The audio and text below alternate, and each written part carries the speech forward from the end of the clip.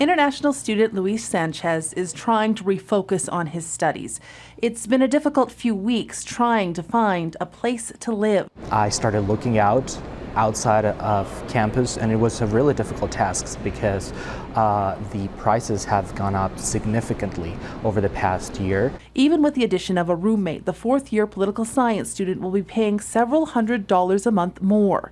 Still, he feels lucky to have found a place at all. We've got students who are living in their vehicles temporarily, who have lived in their vehicles temporarily because they couldn't find a place to live. And that's just not okay in a place like Calgary. Across the country, the situation is even more challenging. In June, the average rent for a one-bedroom in Calgary was $1,687, compared to over $2,500 in Toronto, or nearly $3,000 in Vancouver.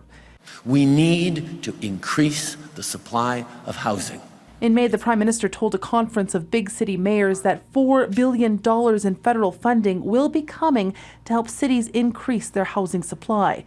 But with interest rates rising, advocates say vulnerable families need help now. We have seen over the past year a doubling in calls for help from families, families telling us that they can no longer afford their rent or their mortgage, they're facing eviction. Luis Sanchez is thinking of his future as well. Originally from Mexico, the student was hoping to stay in Canada after graduation.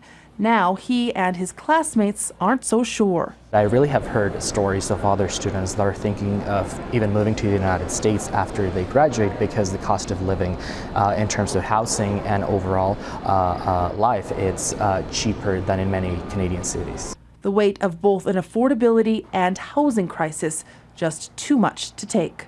Heather Yourex-West, Global News, Calgary.